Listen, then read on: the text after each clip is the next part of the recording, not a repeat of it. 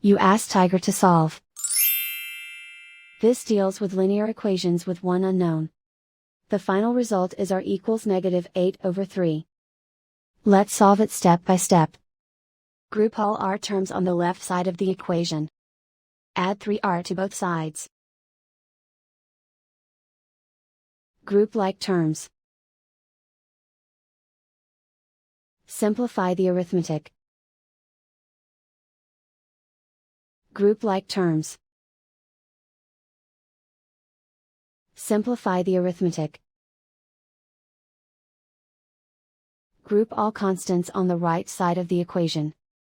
Subtract 17 from both sides. Simplify the arithmetic.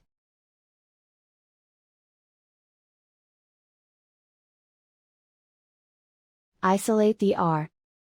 Divide both sides by -3. Cancel out the negatives. Simplify the fraction.